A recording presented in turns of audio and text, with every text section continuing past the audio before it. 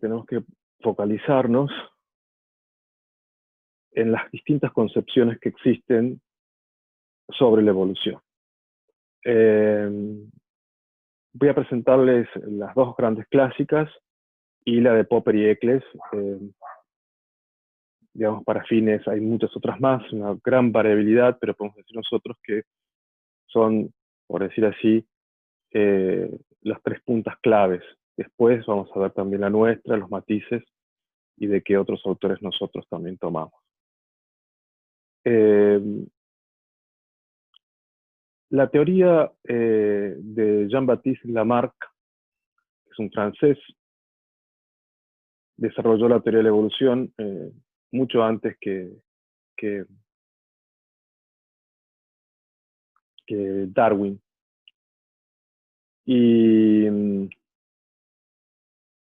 Lamarck considera que la evolución tiene una determinación de base. Es decir, como podría aplicar perfectamente la noción de evolución, como desenvolvimiento en el tiempo. Entonces, como este germen original que va a ir a desarrollarse progresivamente,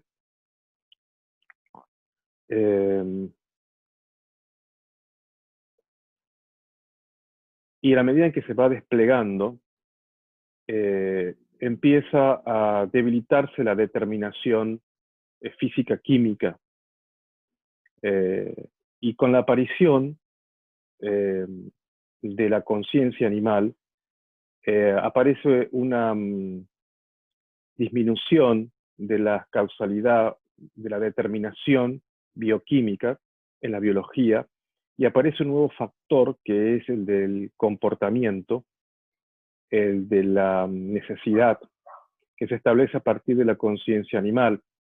Y la conciencia animal, en este caso, empieza a tener un rol muy activo en el despliegue del comportamiento y de la evolución.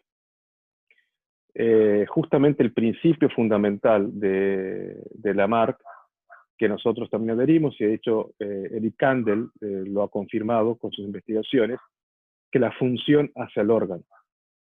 O sea, ¿quién lo que estructura la función? Lo que estructura sí, el organismo, lo que produce la estructuración de los organismos es la función, la necesidad, el deseo. O sea, los factores que tienen que ver con el comportamiento, factores psicológicos que inciden, causalidad descendente, sobre la organización. Entonces, esto va a permitir progresivamente, a medida que se va complejizando la conciencia animal, hasta llegar al hombre. Entonces, cuando aparece aumento de la conciencia humana, se genera un nuevo campo de interacción. Es mucho más potente y, por lo tanto, la biología empieza a abrirse a otras dimensiones. No queda tan encapsulada y determinada la bioquímica como al principio de la filogenia. Esta concepción también la tiene Caruso, también la mantiene, la continúa Caruso, digamos, a esta concepción más bien lamarquiana, en función de esto. Entonces, esta sería, dicho esencialmente, la teoría que se conoce como ortogenética, que es la teoría de Lamarck. ¿Sí? Recuerden, teoría ortogenética, Jean-Baptiste Lamarck. La otra teoría, la otro gran polo opuesto, es la teoría de Darwin. La teoría de Darwin se conoce con el nombre de teoría sintética. La teoría sintética se basa en el azar de base.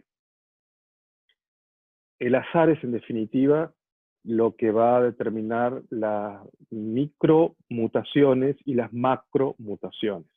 A diferencia de Lamarck, que va a ser los cambios progresivos debido a una cierta finalidad que tiene la biología, de algún modo, y la función que tiene el comportamiento, el deseo y la necesidad en la organización adaptativa para modificar progresivamente y en función de la adaptación al entorno estas estructuras. En cambio, para Darwin no. Darwin existe un azar de base que genera macromutaciones, y las macromutaciones las que generan nuevas especies.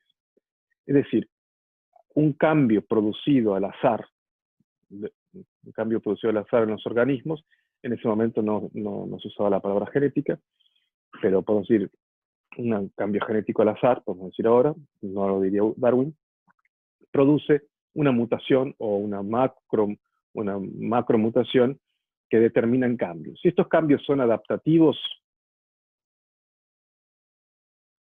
esto luego se hereda. Entonces, es decir, bueno, el estado clásico que lo dicen muchos comentaristas biólogos, es una cosa muy simple. Es decir, el caso de la imagen de la jirafa. Para Darwin, este cuadrúpedo, de pronto, uno de ellos estiró el cuello, nació con una especie de defecto, pero como fue adaptativo para comer cosas en el árbol, entonces eso se fue transmitiendo por herencia, para decirlo así muy simplemente. En cambio, para Lamarck, la fruta estaba alta, entonces, digamos, la generación tras generación iba a cada una cortando un poquito progresivamente el cuello, iba creciendo progresivamente a medida que va pasando las generaciones. Por la fuerza de la imagen, porque la biología es inteligente, y porque justamente la función es el órgano. La necesidad es una necesidad de tener el cuello alto, el cogote alto, en este caso la jirafa, para que pueda generarse una sobrevivencia de la especie, para que pueda sobrevivir la especie. Pero fíjense que estos dos mecanismos son totalmente distintos. Darwin lo explica a través del mecanismo de selección natural. El mecanismo de selección natural es un cambio azaroso, evidentemente, del organismo, que si tiene éxito dentro de la ley de la selección, de la ley del más fuerte en el entorno del ecosistema, entonces esto tiene éxito y por lo tanto se hereda. Entonces, ¿qué consistiría el mecanismo fundamental de la selección natural? Como tiene una pauta supervivencial, es útil, no hay un utilitarismo inmediato, es lo que genera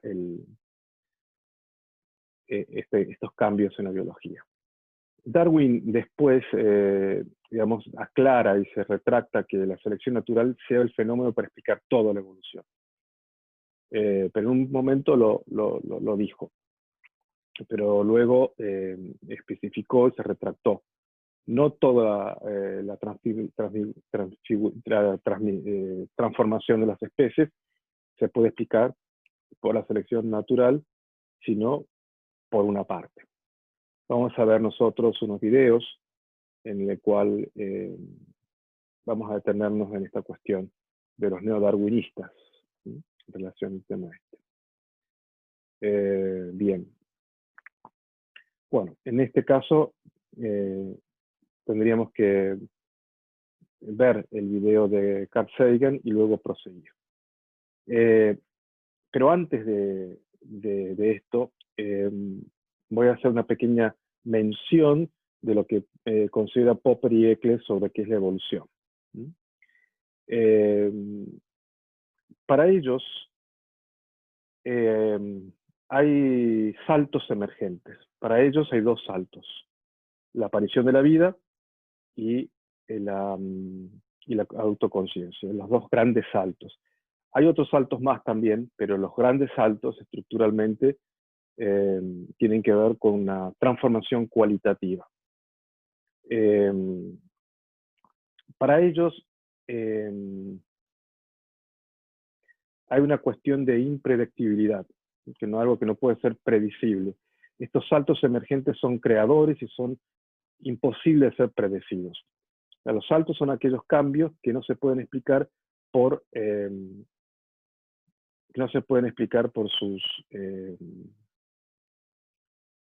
por sus propensiones anteriores.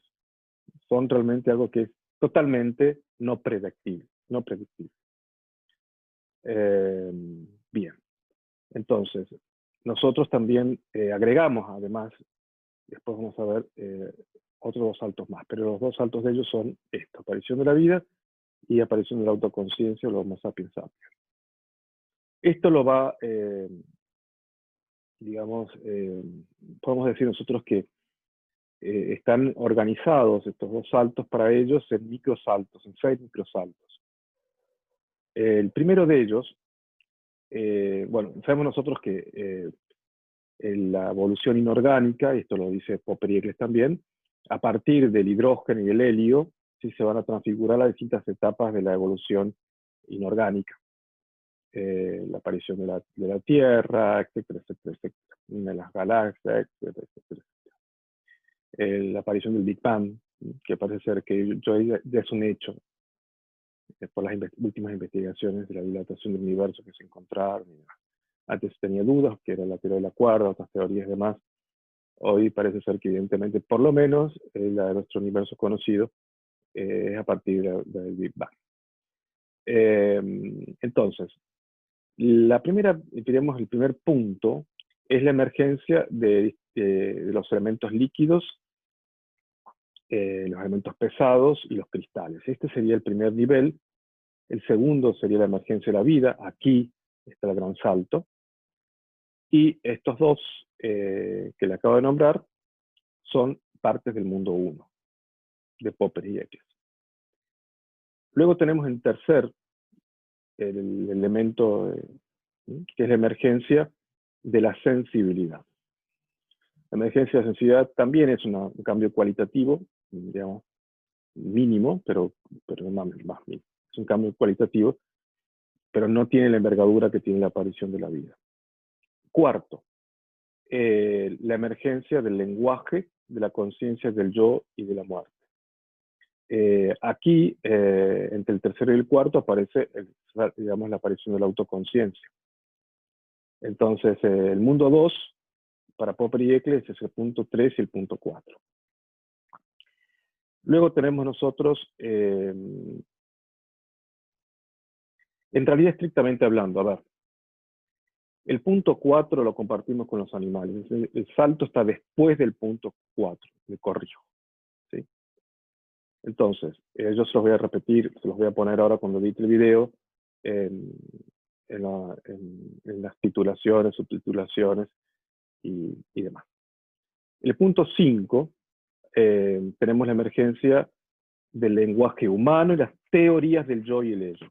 En el punto 5, aquí, digamos, es consecuencia, el punto 5, el gran salto que está entre el 4 y el 5, que es la aparición de la autoconciencia. Y por último tenemos nosotros el punto 6, que es la emergencia de los productos de la mente humana. O sea, aquí sería el mundo 3. Hablando propiamente. Entonces, esto es lo que vamos a ver nosotros. Con cierta posterioridad, vamos a empezar a desarrollar el tema de la integración entre los tres mundos y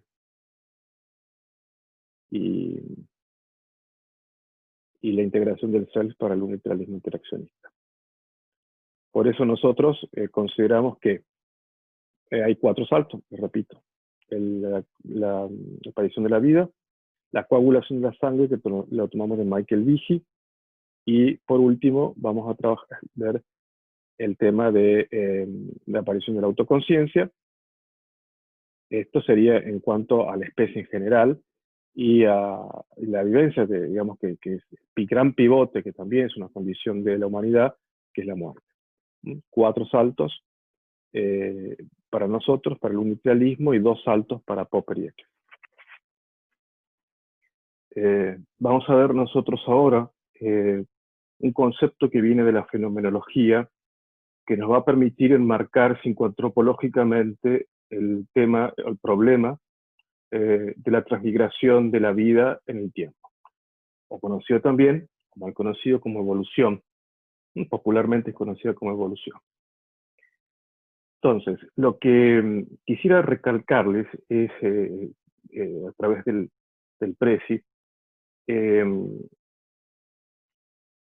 justamente que la vida humana, tiene una particularidad cualitativamente diferente a la de los animales y tiene cualitativamente, por cierto, también una diferencia con el resto de la naturaleza.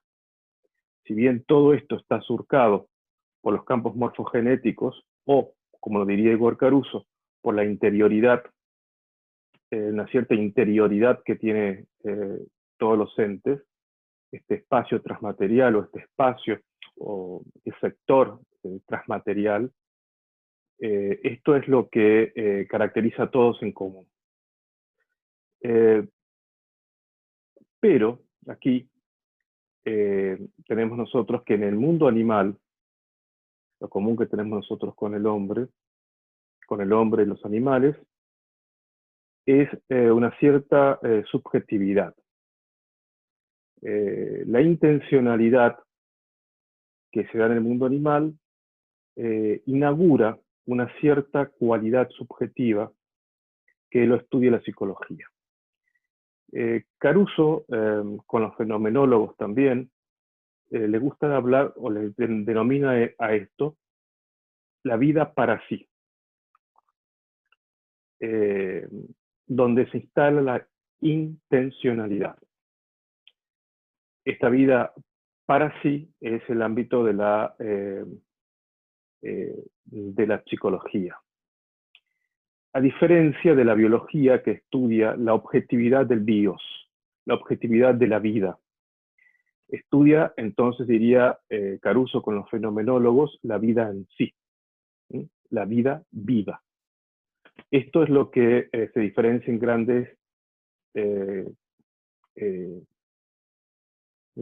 dos grandes categorías, ¿sí? La vida en sí y la vida para sí.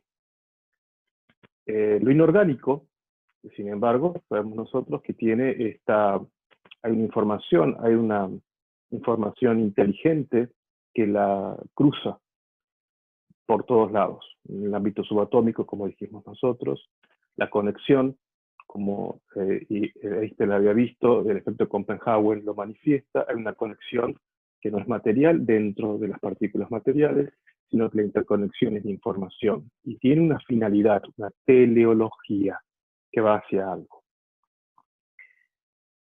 Ahora bien, diferenciamos entonces lo inmaterial, diferenciamos lo material en tanto manifestación de lo material,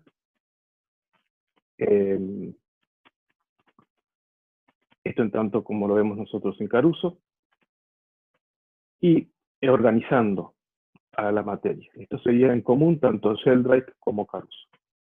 Ahora bien, tenemos los organismos vivos sin conciencia,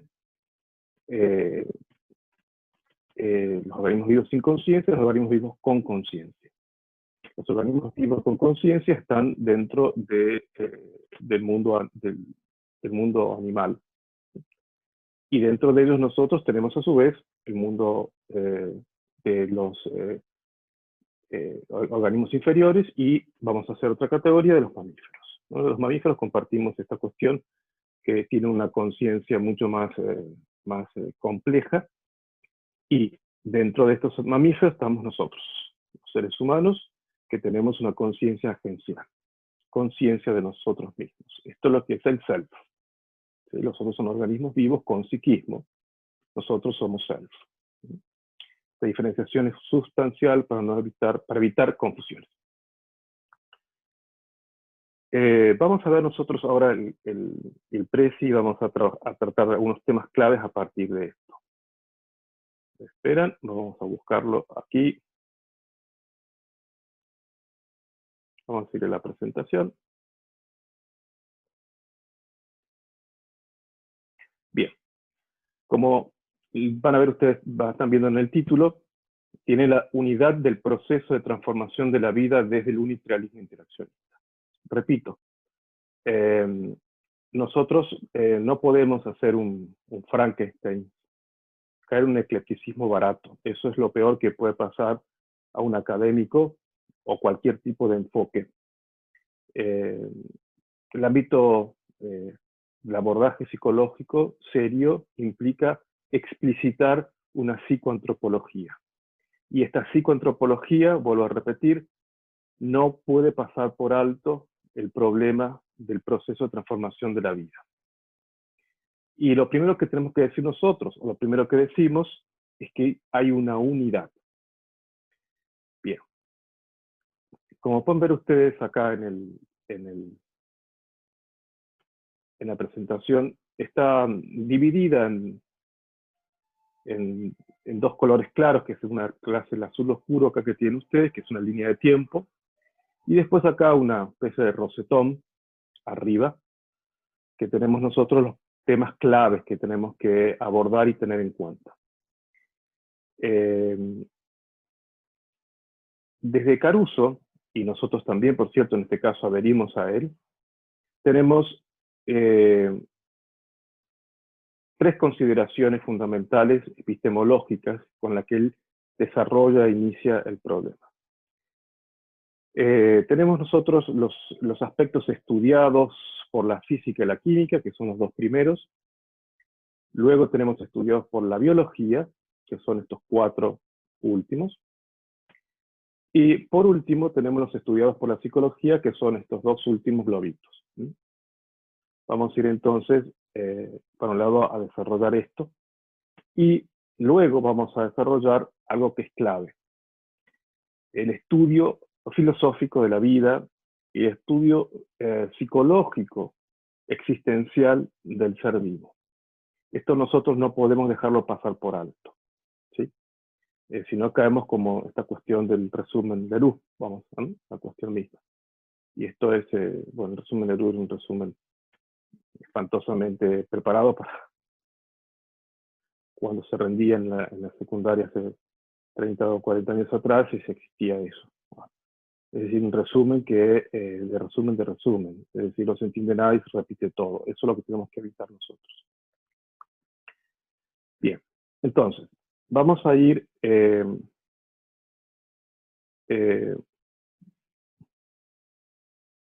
a desarrollar los primeros puntos.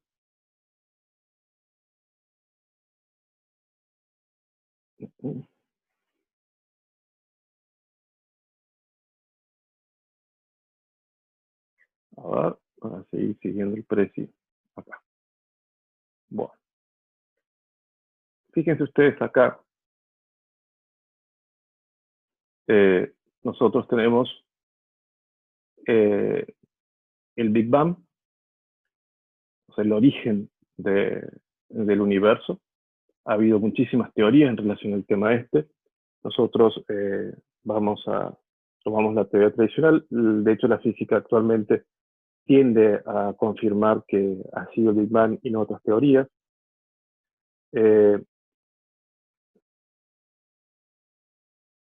Ustedes pueden ver acá, es la gran explosión. Acá ustedes tienen también otros elementos, sería el punto clave. Acá tienen ustedes las partículas subatómicas, acá en este caso, dentro del mundo inorgánico, o lo denominado evolución inorgánica. La causalidad responde a una causa final y no eficiente. Esto lo dice Caruso.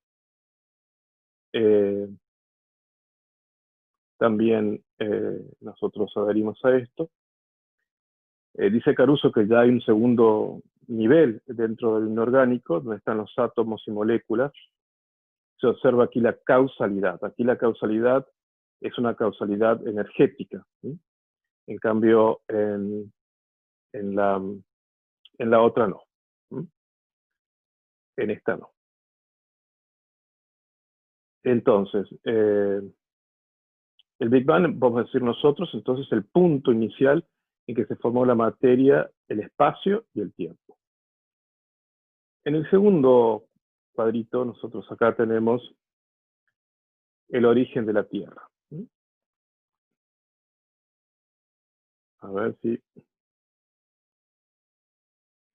El origen de la Tierra. Aquí tenemos nosotros la primera era.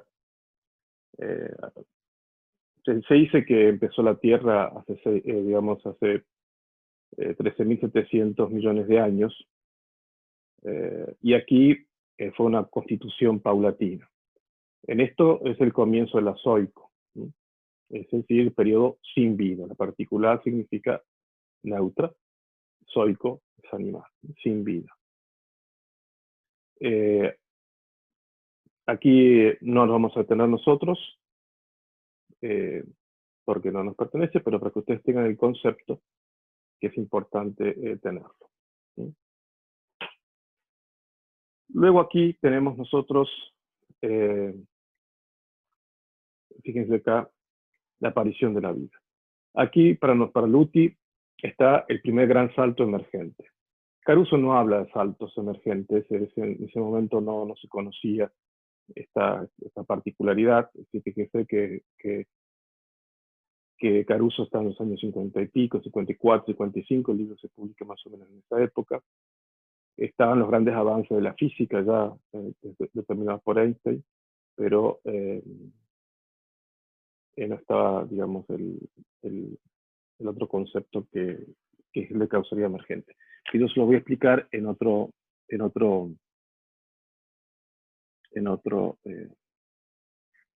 video. Bueno, si pueden ver ustedes acá, a ver si... Aquí es el estudio de la física y la química, ¿sí? En toda esta cuestión. Ya cuando aparece, en este caso, y el primero de ellos, acá estudiado por la física y la química, y él los estudiado por la psicología. Esto ya lo dijimos, ¿sí? Dijimos Big Bang, las partículas subatómicas, la causalidad responde a una causalidad final y no eficiente. Los átomos y moléculas se observan la causalidad, que no se observa en los subatómicos. Aquí hay ya una interacción energética, en cambio en la otra hay solamente la información y organizado según la causalidad. Tenemos nosotros el origen de la Tierra, el comienzo del Azoico, y con ello, digamos, una transformación paulatina de materias inorgánicas basadas en el helio y el hidrógeno, la producción de nuevas transformaciones químicas, ¿sí? Luego tenemos el primer salto, la aparición de la vida, el primer salto emergente, donde aquí, digamos, el salto emergente, como ya les explicaba también en otro video, lo que significa. Es decir, es absolutamente inexplicable, podemos decir dentro de la cuestión, es un misterio. Realmente ha habido una intervención de otro orden que no se puede explicar ni predecir por las propensiones anteriores al momento en que se dio esta aparición. La vida implica, entre otras cosas, el código del ADN, la transmisión de esta cuestión del ADN, los nucleótidos, etcétera, etcétera, ¿sí? Entonces, la interacción entre tantas moléculas organizadas según una inteligencia que no se pudo haber desprendido de las propensiones anteriores, como por ejemplo lo que se implica ya lo que se entiende o se conceptualiza como gen. Aquí, para Caruso, en este caso, la causalidad empieza a tener mayor fuerza. Por un lado, pero esta causalidad tiene una fuerza extraordinaria y una cierta autonomía frente a las causalidades de la física y la química. Hay un desprendimiento, ¿sí? Esto es lo que, como podemos decir, la autonomía de la conservación. Luego tenemos nosotros aquí la aparición, ya después de la vida, de los macroorganismos. Hay una complejización mayor, creciente, y en esta complejización que se da a partir de las primeras apariciones de las móneras, empiezan a generarse colonias de móneras, y luego empiezan a aparecer las protistas, y luego las protistas empiezan a diferenciarse, los macroorganismos, entre dos formas de vida, los autótrofos y los heterótrofos. Los autótrofos son aquellos que pueden generar sus propias síntesis, son las plantas, ¿sí? Son los metáfitos, y son aquellos que, al no necesitar moverse, al no necesitarse ejercer una intencionalidad para sobrevivir, no desarrollan lo psíquico. O sea que el desarrollo de lo psíquico está en los heterótrofos, aquellos que necesitan moverse para poder capturar sus alimentos. Esta tensión original es la que origina lo psíquico. Por eso es tan importante el tema del movimiento. Bueno, William James ha desarrollado muchísimo, digamos, el concepto de movimiento. Cuestión que vimos nosotros entre Heráclito y Parménides. Bueno, los metáfitos se quedaron con Parménides y los metazoos se quedaron con Heráclito. William James también se quedó con Heráclito para explicar esta dinámica que tiene que ver con el movimiento. Esto se va dando en los macroorganismos, que nosotros lo vamos a ver luego con más detalle en otra presentación, en el video que sigue. Nosotros tenemos otro gran subject, otra gran categoría, que es la aparición de los mamíferos. La aparición de los mamíferos constituye para nosotros, como ya creo que se los comenté, de Michael Behe, la coagulación de la sangre. La coagulación de la sangre es otro gran salto emergente que es absolutamente una novedad. Michael Behe, como bioquímico, es decir, su doctorado consistió en eso, y después lo desarrolló toda su vida hasta hoy, es el mantener con cierta firmeza y con cierta rigurosidad, con claridad absoluta, argumentos que son irrefutables. Él llega a decir, y en esto nosotros estamos absolutamente convencidos, que la aparición de la coagulación de la sangre es como un chip que alguien introdujo en la biología. Entonces esto es fundamental para Luti, y acá estaría una visión de integración entre Luti y la teoría de Igor Caruso. Aunque vamos a repetir, nosotros no adherimos a la teoría de la concepción de Caruso, porque en él hay un cierto continuismo. En ese momento no estaban los conceptos de los saltos emergentes, que los retoma Popper y Eccles, y los tiene, digamos, Popper y Eccles, y aparte los tiene el UTI también. Tenemos nosotros luego un tercer gran salto emergente, que es, se da en el Homo sapiens, ¿sí? La aparición de la autoconciencia. Aquí también hay otro chip, hay otra cuestión también de otro gran salto que nosotros consideramos. Y con esto tenemos terminado nosotros esta línea de tiempo en las grandes características que a nosotros nos interesan. Entonces, acá todo esto es lo que nosotros estuvimos viendo que son los estudiados por la biología. ¿Sí? Son estos núcleos, estos puntos claves estudiados por la biología, que son estos 4, y luego, para pasar al ámbito de lo estudiado por la psicología, que nosotros también vamos a ver durante el año. ¿Sí? Vamos a la cuestión esta de los principios formales de lo vivo. Esta cuestión es de suma importancia para armar la psicoantropología, y nosotros tomamos mucho de la fenomenología, porque la fenomenología permite explicar ciertas cuestiones que no las permite explicar otras líneas teóricas. Bueno, el ser vivo.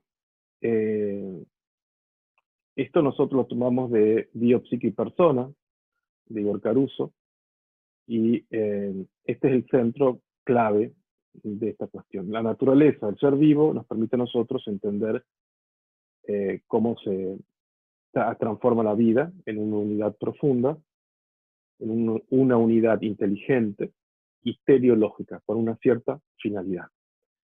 A la usanza de Leibniz también. A la teleología de Aristóteles y Santo Tomás. Bien, vamos a ver primero el punto que tiene que ver con la primera afirmación de principio. A mayor complejidad estructural, hay 4 puntos que son consecuencia de esta complejidad. Entonces, vamos a decir que a mayor complejidad estructural tenemos mayor liberación de los lazos de la materia y de la especie. Segundo, tenemos una mayor superación del tiempo vivido por vivible. El tiempo vivido es el tiempo padecido. El animal con la imaginación ya empieza a ver una transformación de lo vivido en lo vivible. Y esto encuentra su plenitud en el hombre. De hecho, como dice Philip Lerch, la reflexión es, la experiencia es la reflexión de lo vivido. También él toma unas cuestiones de la fenomenología que son muy importantes y va por este orden.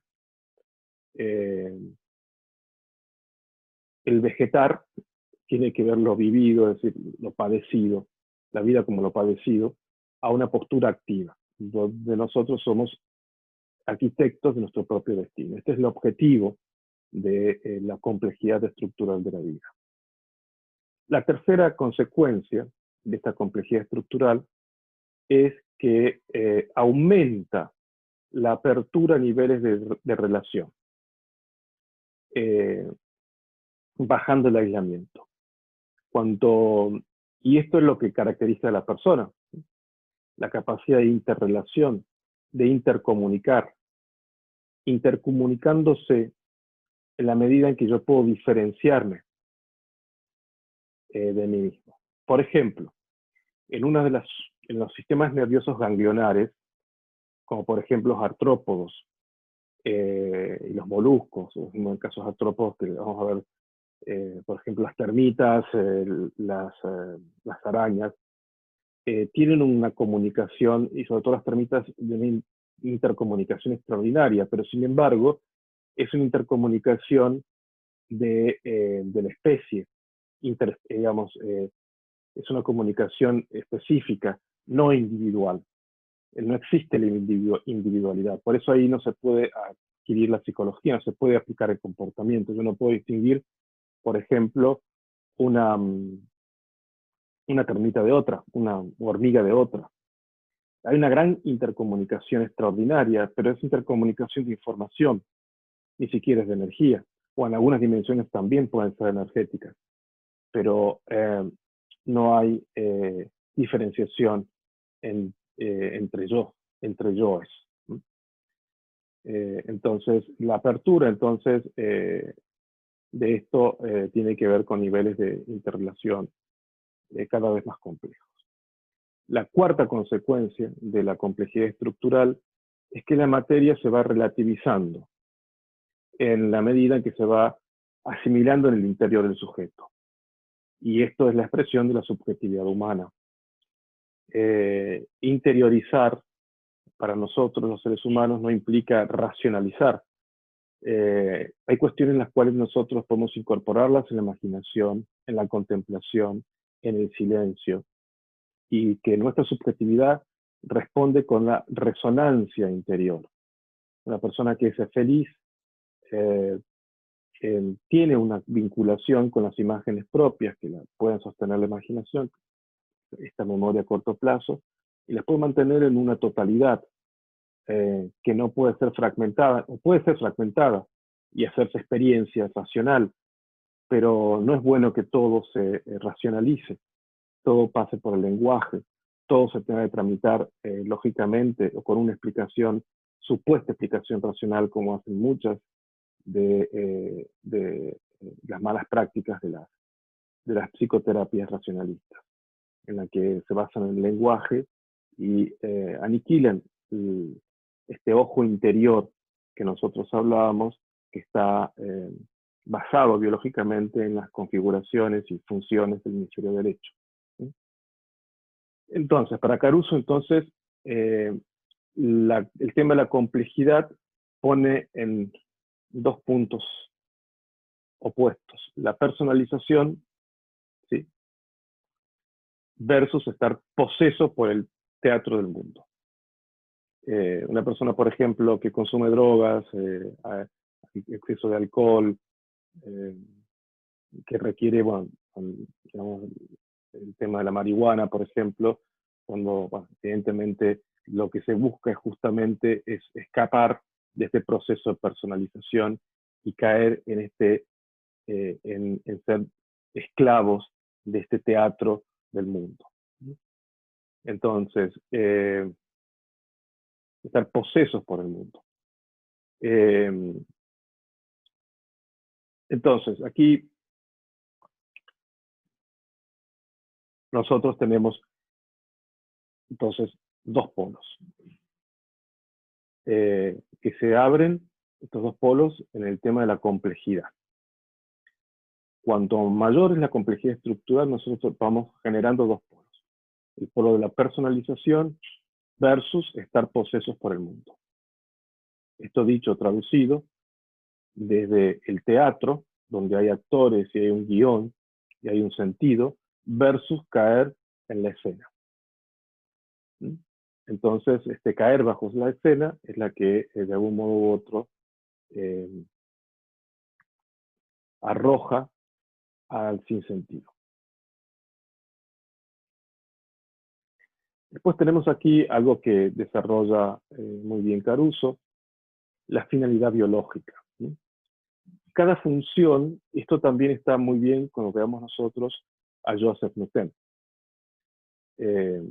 Cuando veamos el mismo autor que vimos y definimos conducta, es el mismo autor que vamos a ver y vamos a definir lo que es motivación, etc.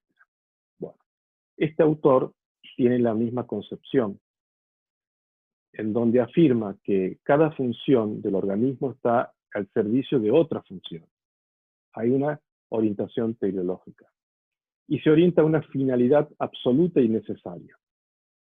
Hay una finalidad que está mucho más allá de mí, de lo que yo pueda llegar a elegir o dejar de elegir. Hay, como diría Jung, hay un consciente colectivo. Hay pautas y normas que trascienden mi deseo, mi necesidad individual. Para Caruso, el despliegue de la vida está al servicio de la personalización. Podemos no utilizarla, podemos dejarla de lado, pero se supone que tiene que estar orientada a la personalización. Russell, que es un fenomenólogo, un filósofo fenomenólogo, él habla que hay un acontecer dirigido. Y justamente este acontecer dirigido está determinado por su origen y en una misma actividad organística. Entonces, este concepto es interesantísimo. La dirección y la finalidad inscribe al hombre. Vamos a ir a ver qué nos dice este globito que está abajo, que es consecuencia de lo anterior. La consecuencia y la conclusión de esto es que la conducta siempre está dirigida a metas. No es como el conductismo lo ha tratado, que la conducta es explicada por la causa eficiente, sino por la causa final. Entonces, nosotros tenemos que, en definitiva, el hombre no es buscador de metas, sino no es buscador de metas, sino que la conducta siempre, intencional y final, está dirigida a una meta en especial. Y acá ustedes tienen los detalles que lo van a ver más adelante, para no para la totalidad, pues ustedes tienen el precio. Bueno, aquí hay dos tipos de intencionalidades que están muy bien dirigidas por Caruso. Una es de la intencionalidad de acción. El hombre es creador de fines y finalidades. ¿Sí? Esta sería la causalidad final de acción, la intencionalidad. Y hay una intencionalidad de objeto, determinadas por condiciones endógenas. ¿Sí? Y eso lo compartimos nosotros con los animales. Entonces tenemos dos tipos de intencionalidades. ¿Sí? De acción y de objeto.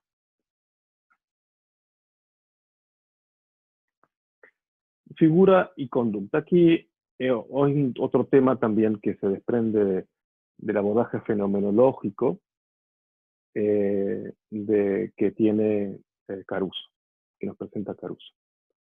El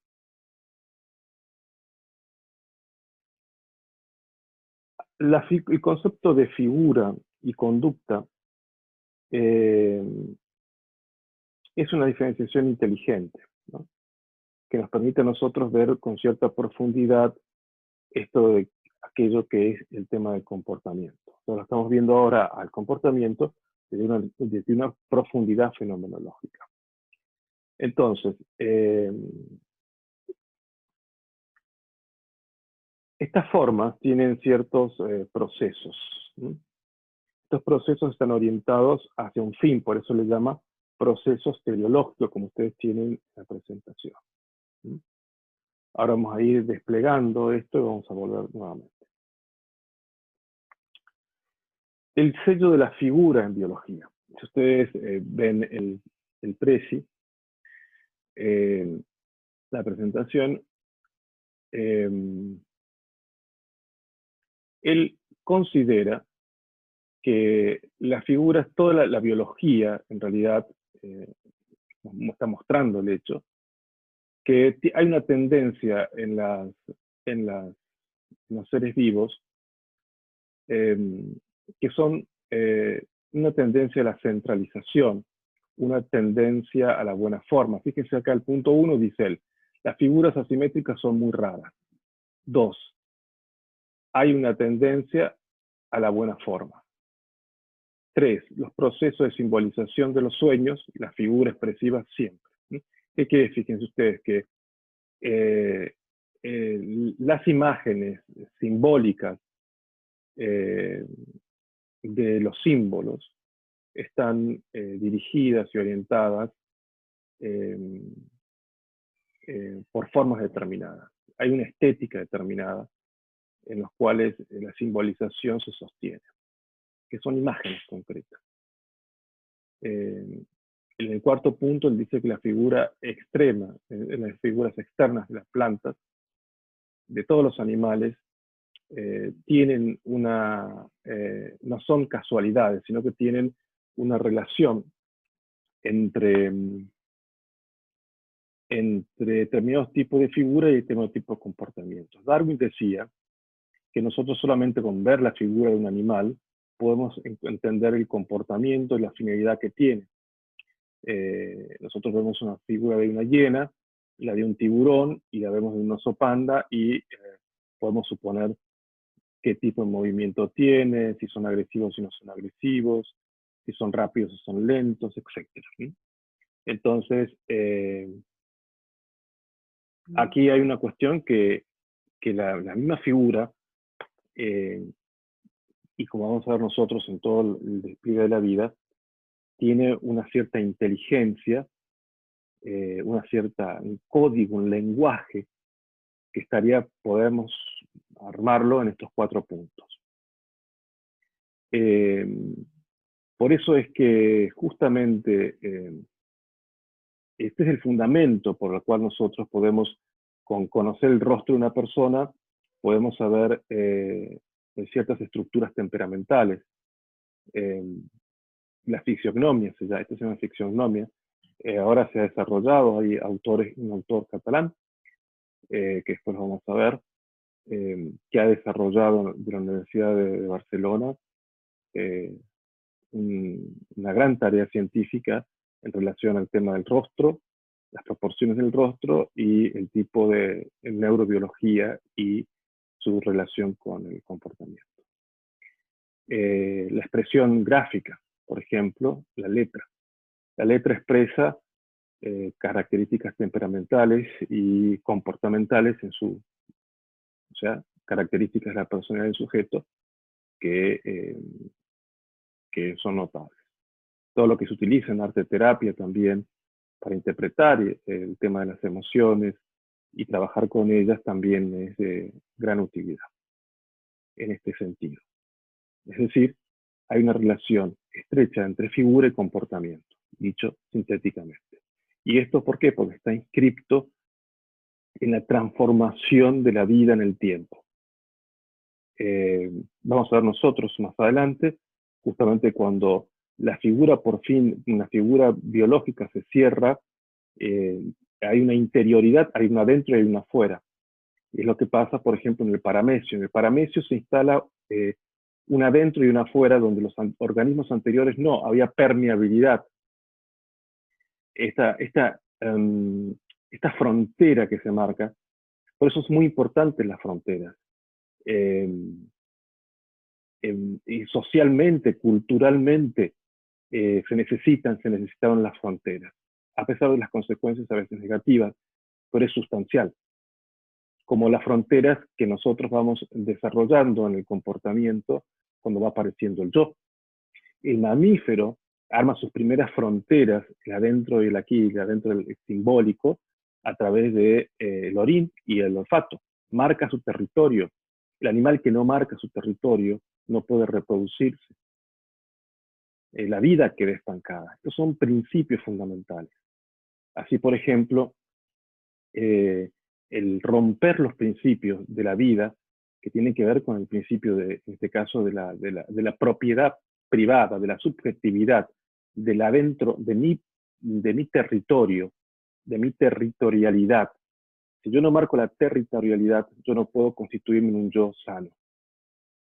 Esto es uno de los errores que ha destrozado el comunismo, y es la no consideración de lo privado, del propio territorio, porque con eso estuvo quebrando uno de los principios organizativos de los mamíferos, sobre todo. Hay ciertas, bueno, me recordaba la película esta de Stranger Things, que pone ahí más que el tema de simbólicamente la representación justamente del artrópodo, de una araña y de lo amorfo, y como manifestación esta de la manipulación del comunismo. Es claro, evidentemente, el comunismo pretende una regresión salvaje al sistema ganglionar, es decir, a la comunicación que tienen masiva e impersonalizada a través de la conexión ganglionar, del sistema nervioso ganglionar, olvidando la integración que tenemos en función de crecer en el yo. Por supuesto, el yo hay que espiritualizarlo, pero eso no implica aniquilarlo, sino todo lo contrario, implica trascender el ego. Desmontar el ego es trascenderlo.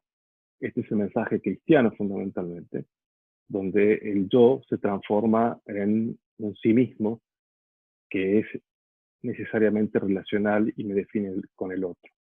Pero no es regresionar a perder mi territorio, a perder mi ego. Esto es una catástrofe. Vamos a ir al otro punto, ¿sí?, de Caruso, donde dice la intencionalidad se da a conocer en la figura. O sea, fíjense ustedes, esta afirmación de Caruso vuelve, que yo ya se los había comentado, a activar este patrón que Darwin había visto. Darwin había observado, fue un gran observador de las emociones, de hecho él las clasificó, como las veamos nosotros, a partir de él, viendo algunos temas claves. Entonces, toda forma manifiesta un estilo y una estructura de comportamiento. Esto es importantísimo.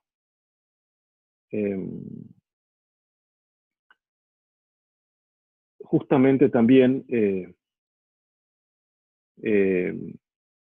hay una relación entonces entre el despliegue geométrico y estético y en la modalidad de comportamiento. Y esto tiene mucho que ver con un despliegue en el tiempo de la intencionalidad, que puede ser intencionalidad de acción o intencionalidad estrictamente humana. Bien, por esa razón aquí está lo que nosotros hablamos. Nosotros vemos un gráfico, o en el Rorschach mismo, en el tema de mancha de tintas, hay una conexión entre espacio, percepción, color y organización del sí mismo.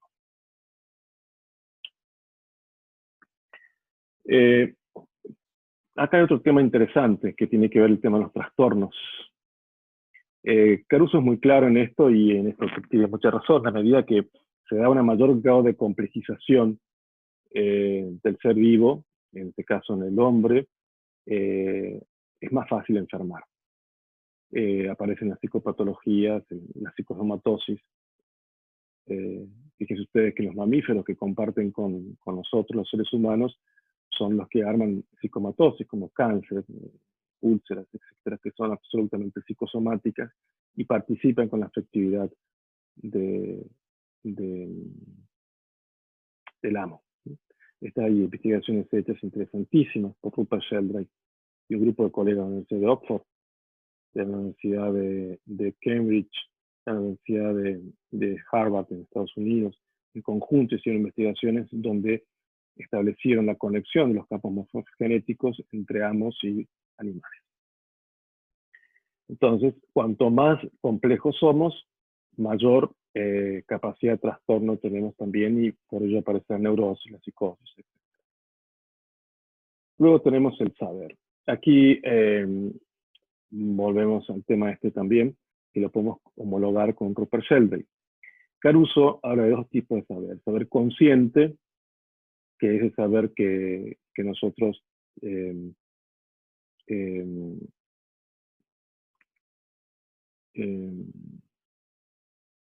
tenemos y usamos. Algunos primates también lo utilizan. Otros mamíferos también, por supuesto.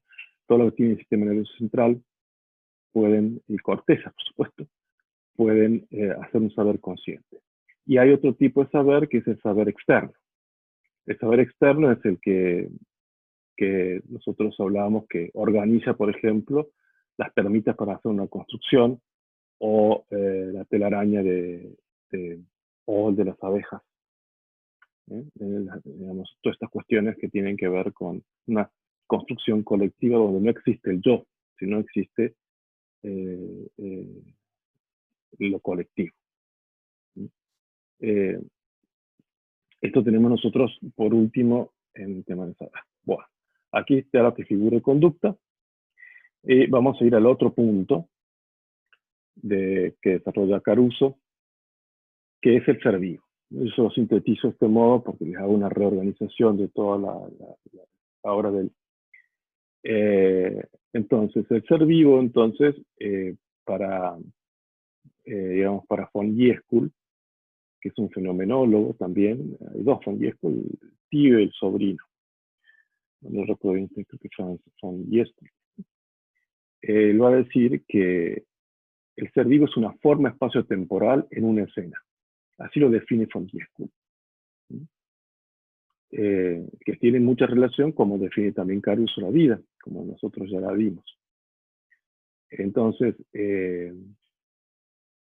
y cada escena espacio-temporal tiene que ver con una especie determinada. Nosotros, seres humanos, tenemos una percepción de la escena diferente del animal.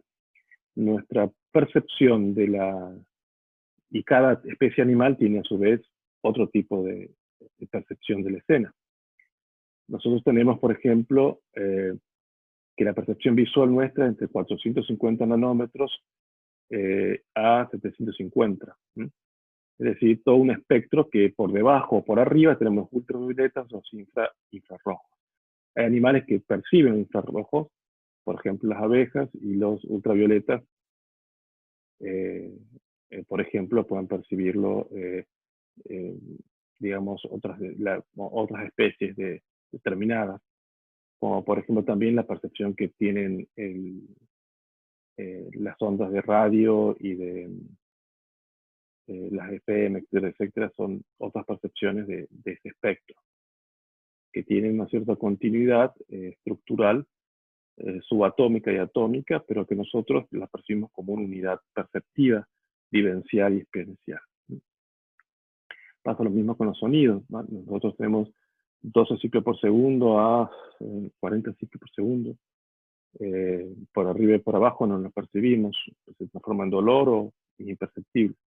Y hay animales que pueden percibir por debajo de 12 ciclos por segundo. O mismos seres humanos acostumbrados al silencio del campo y más, antes sobre todo, ahora ya es difícil, pero bueno, sabían que a cuántos kilómetros se escuchaban cuando venía una persona. Bien, aquí una aclaración interesante que toma Caruso de Russell, que él dice que la conducta subjetiva de un fenómeno fisiológico, la conducta subjetiva es un fenómeno fisiológico que está orientado a una meta, que tiene una finalidad objetiva. Y por último tenemos que ustedes tienen nombrado en los principios formales de lo vivo, en el programa.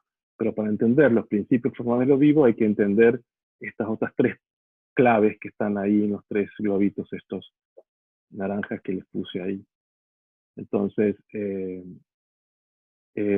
sintéticamente, pues ustedes lo van a ver en material, pero para explicarles que la aplicación o el afrontamiento fenomenológico del ser vivo se despliega en lo que él le llama principios formales de lo vivo. Y aquí hay dos procesos en todos los organismos superiores que interactúan, que son los sistemas de conservación versus los sistemas de amplificación.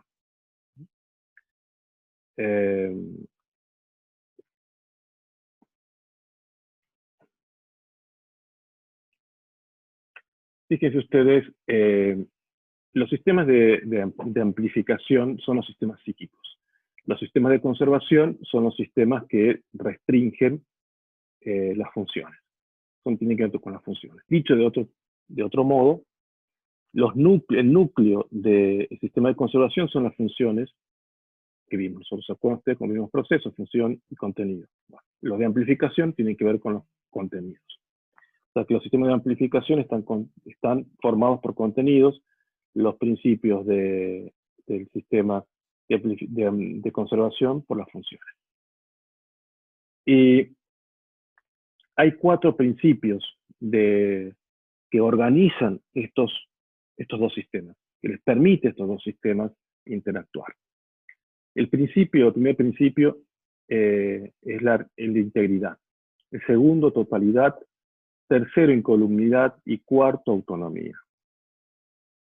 Entonces, la integridad. Para decirles sintéticamente, la integridad es lo que permite que haya partes diferentes en un todo inteligente, en una inteligencia que agrupe las partes. La totalidad lo que implica es que hay una organización que responde toda a una finalidad a la vez. O sea que cuando el organismo se propone una meta, todo, la totalidad del organismo, toda la integridad orgánica se dirige hacia algo en conjunto, plenamente, totalmente. Esto a veces falla Y cuando falla digamos, la articulación en integridad y totalidad, desaparece la incolumnidad. Es decir, con una persona, por ejemplo, ustedes ven una persona de doble personalidad o compartimentada, quiere hacer tal actividad y termina haciendo otra. Hay una parte escindida entre el hemisferio izquierdo y el hemisferio derecho que termina primando el hemisferio derecho y a costa de llevarse puesto parte de su vida.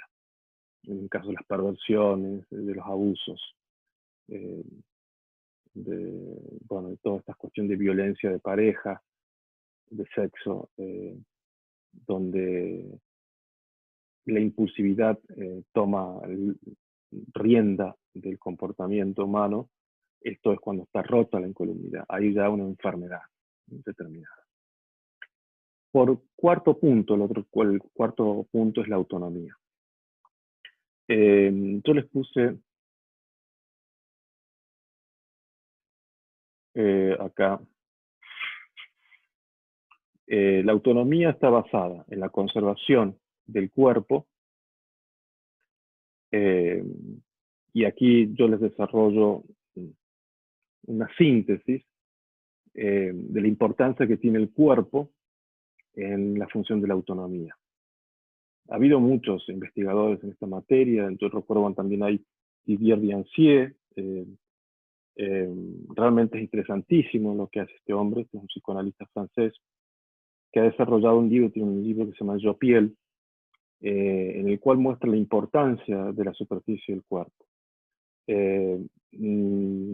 Reich, que fue discípulo de Freud, que fue uno de los que fundó la psicología corporal y permitió que, bueno, fue analista de Lowen, que fue un ingeniero agrónomo que fundó una línea de investigación que se llamó la bioenergética, se llama bioenergética, donde digamos, hay ciertas zonas del cuerpo en las cuales se localizan determinados tipos de emociones. Esto tiene que ver justamente con esta cuestión de esta frontera, la importancia de la frontera, primero la frontera piel, saben que también el sistema inmunológico se instala fundamentalmente en la dermis, sobre todo en la articulación entre la epidermis, también es fundamental para el sistema inmunológico. Es también el primer eslabón por el cual se constituye luego la frontera simbólica, la frontera psicológica, ¿sí? Psíquica, psicológica, simbólica, que va a implicar el self, la concepción del self y del yo. Entonces esto es fundamental para cualquier cuestión del abordaje del comportamiento. Hay un autor que es Noguier, que creo que se los noté acá, ¿sí? Ha desarrollado la cuestión de la auriculoterapia, mostrando cómo a través, científicamente demostró que nosotros tenemos un mapa en el pabellón de la oreja, que está cada órgano representado.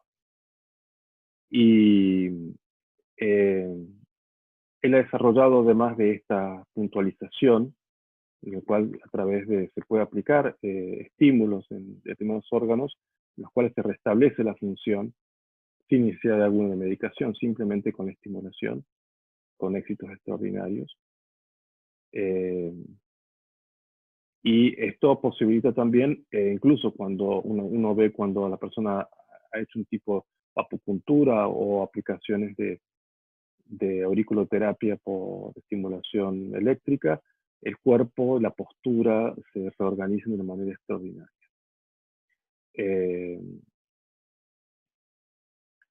Entonces hay una relación profunda entre la superficie del cuerpo, no solamente para la formación de la organización anatómica interna, sino además también con cuestiones que tienen que ver emocionales y comportamentales muy definidas.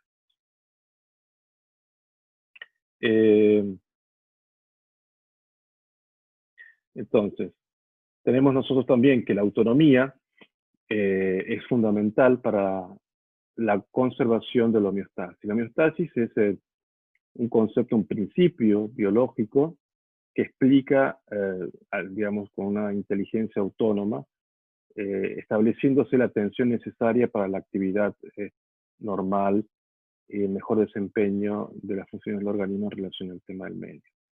Freud tomó como paradigma la homeostasis para explicar el despliegue de lo psicológico, en tanto que debe haber una descarga de las zonas erógenas para que pueda establecerse. Bien, vamos a ir al siguiente. La autonomía va a implicar, en tercer lugar, una consecuencia importante, que es la conservación del estado de equilibrios de campo. Justamente la conservación del estado de equilibrio de campo muestra un principio que ya lo vio Carl Gustav Jung, la complementariedad de los opuestos. Esto es fundamental, ya lo hemos hablado. Por ejemplo, Miron, en su test, en su cuestionario de personalidad, está organizado, por eso tiene un nivel de precisión extraordinario, porque ¿qué fue lo esencial?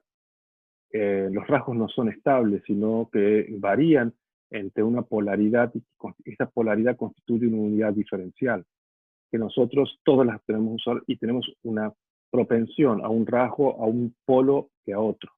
Y la psicoterapia, digamos, necesita justamente alcanzar esa complementariedad, como todas las complementariedades de las funciones de la conciencia en Jung, y que vamos a ver nosotros después, más adelante.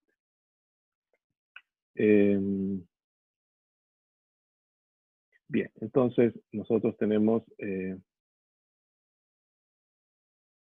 con esto hemos finalizado, digamos, la presentación de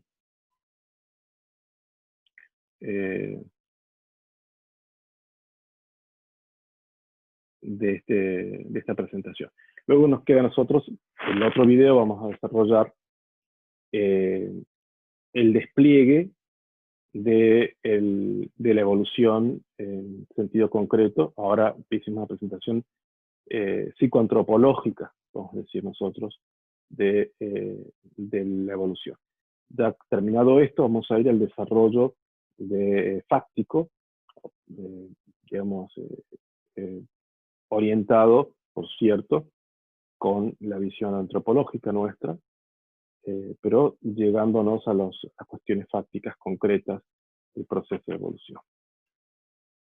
Vamos a sacar entonces la presentación. Y estaríamos viendo nosotros en el otro video siguiente, para abarcar todo el tema de la unidad que está descrita en el programa.